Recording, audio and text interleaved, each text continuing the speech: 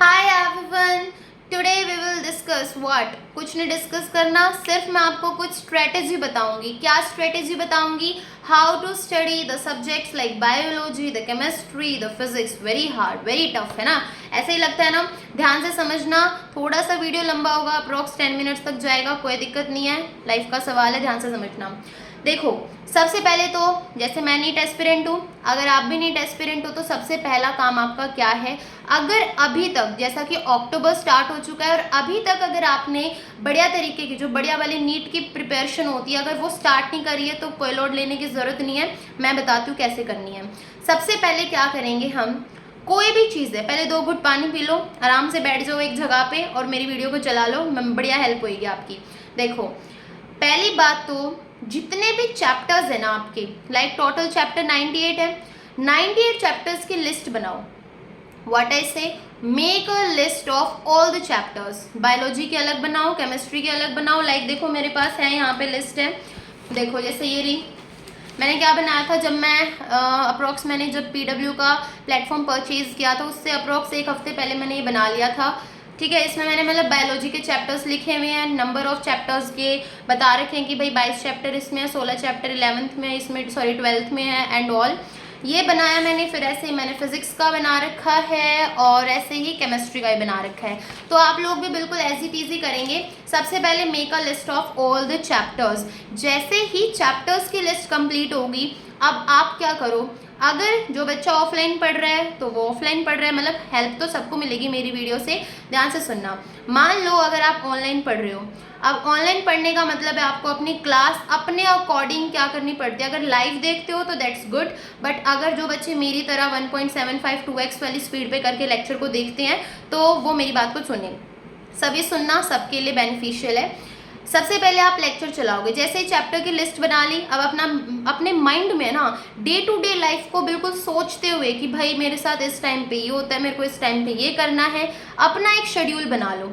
ठीक है, और जैसे ही आपका शेड्यूल आपको क्लियर हो जाता है माइंड में कि यस बिल्कुल मेरे को यही फॉलो करना है, तो माइंड में अपने बिठा लो कि भाई अभी जितना टाइम बचा है मेरे को अपना शेड्यूल प्रॉपरली फॉलो करना है। क्लियर? अब क्या करोगे, जैसे ही आपने चैप्टर की लिस्ट बना ली, सपोज मैं बायोलॉजी की बात करती हूँ, अब बायोलॉजी में मेरे को एक चैप्टर पढ़ना है, लाइक सपोज मैंने खोला प्लांट किंगडम, कुछ भी खोल लिया, जो भी आपका मन करे चैप्टर, मैं बस एक आपको समझाने के लिए बता रही हूँ। कोई भी चैप्टर पढ़ रहे हो, सबसे पहले तो आपको उस चैप्टर के लेक्चर्स आपने देख रखे हैं, ऑफलाइन में हो तो अटेंड कर रखे हैं या नहीं कर रखे, प्रॉपरली ध्यान रखेंगे।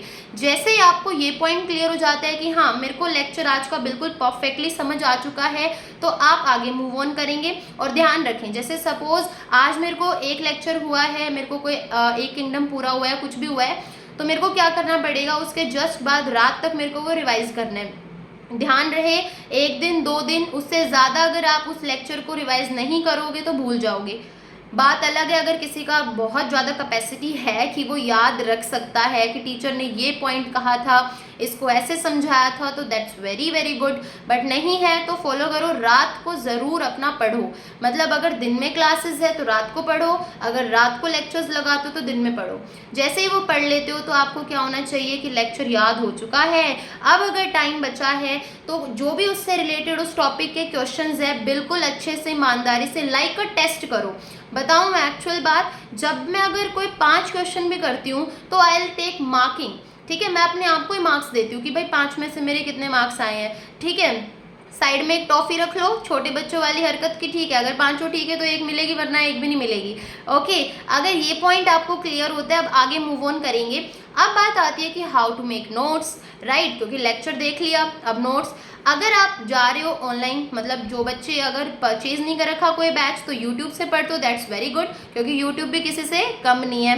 तो क्या करना है अब आपको, जैसे आपकी नोट्स की बारी आती है, कई बच्चे क्या होते हैं साथ साथ बनाते हैं, और कई बच्चे क्या होते हैं जिसको कोई स्लाइड नहीं समझ आती तो रोक के कर लेता है। मैं उनमें से ही हूँ, मतलब मैं बिल्कुल लेक्चर के साथ साथ नोट्स बनाती हूँ। बट कभी कभी क्या होता है, कोई भी स्लाइड अगर समझ नहीं आती है तो मैं उस स्लाइड को क्या करती हूँ, पॉज करती हूँ। मीन्स से वो 5 मिनट का टॉपिक है, 2 मिनट का टॉपिक है, उसकी एक स्लाइड कंप्लीट होती है तो आप क्या करोगे, उसको पॉज करो।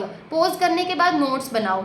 अब बात आती है नोट्स में भी कलर्ड पेन की, या फिर 2 पेन रखे, 1 पेन रखे, कैसा पेन यूज़ करें।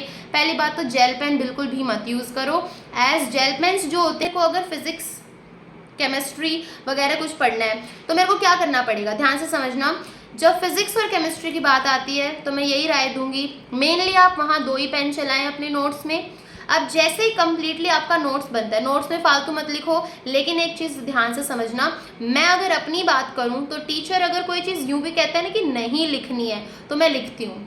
मेरी आदत है, मैं लिखती हूँ, क्योंकि उस टाइम पे आप हर एक चीज़ अगर लिखते हो तो आपको याद आता है कि टीचर ने इस बात को इससे रिलेट किया था, इस बात को इससे रिलेट किया था। तो ये बहुत अच्छा पॉइंट है कैच करने के लिए, ठीक है। जैसे ही लेक्चर के वो पॉइंट्स आप लिख लेते हो तो अब बारी आती है शॉर्ट नोट्स की, क्योंकि नोट्स आप प्रिपेयर करते हो।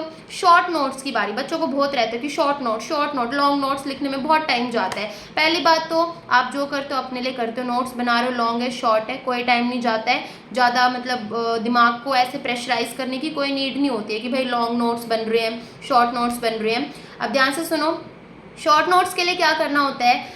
पहली बात तो कई बच्चे जो यूँ करते हैं कि भाई आज लेक्चर देखा, उसका थोड़ा सा लिख लिया, दिखा, इट्स नॉट गुड। पहली बात, ठीक है, गुड नहीं है। मीन्स से आप ऐसे करोगे कि भाई जैसे पूरा आज लिखवाया उसका लिख लिया, नो। आपको क्या करना चाहिए, जब चैप्टर पूरा हो जाए, आपको अच्छे से याद हो जाए, आपने सारा सब कुछ प्रैक्टिस कर लिया हो, सारी डीपीपीज कर ली हो, लाइक जो भी आपके डेली प्रैक्टिस क्वेश्चंस है हर तरीके का कर लिया, और इनफैक्ट आपने पीवाईक्यूज भी कर लिए हों, उसके बाद ही आपको शॉर्ट नोट्स बनाने चाहिए। और शॉर्ट नोट्स को क्या करना चाहिए, अपने रूम में जगह बना लो कि आज मेरे को ये नोट्स यहाँ लगाने हैं, उठते ही मेरे को ये नोट्स देखने हैं। सब कुछ बिल्कुल माइंड में ऐसे क्लियर जाएगा, बिल्कुल बटरिंग सी नहीं हो जाती है, माइंड में बिल्कुल मक्खन की तरह सब कुछ जाएगा।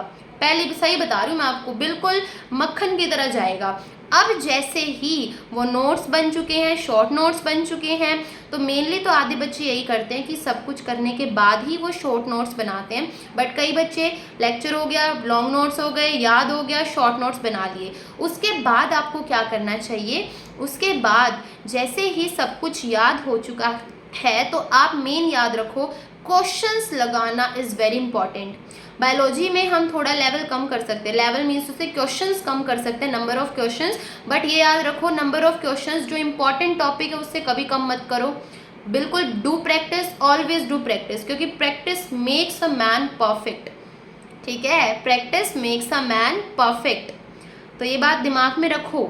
और फिजिक्स और केमिस्ट्री में, और बेसिकली फिजिकल केमिस्ट्री में तो बहुत ज़्यादा प्रैक्टिस की नीड होती है, ठीक है।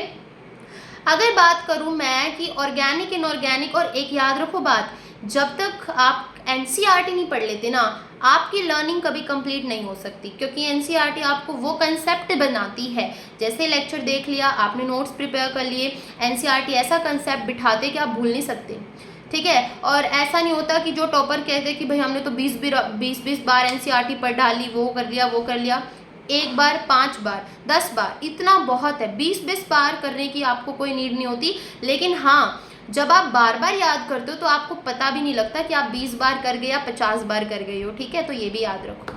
अब क्या करना है, अगर एनसीईआरटी इम्पॉर्टेंस की मैं बात करूँ तो सब कुछ इस वीडियो में बताएंगे तो फिर से बहुत लंबी हो जाएगी। तो कल तक आपको एक वीडियो बन जाएगी जिसमें मैं आपको एनसीईआरटी किस में क्या इम्पॉर्टेंट है, किस में कितनी इम्पोर्टेंस रखती है अपनी, वो बता दूंगी। हालांकि मुझसे पहले काफ़ी हज़ारों लोगों ने बना दी होगी इस बात पे, बट मैं भी बना दूंगी, इट्स ओके, और अच्छे से बनाऊंगी, ठीक है। आपको बहुत बेनिफिशियल होगी। Please do like share subscribe, ठीक है। और तो कुछ नहीं कहूँगी मैं। और मेरी वीडियो को शेयर करना, अगर समझ में आए तो मेरे को एक कमेंट भी छोड़ के जाना, ठीक है। I will do also reply, ठीक है। Thank you.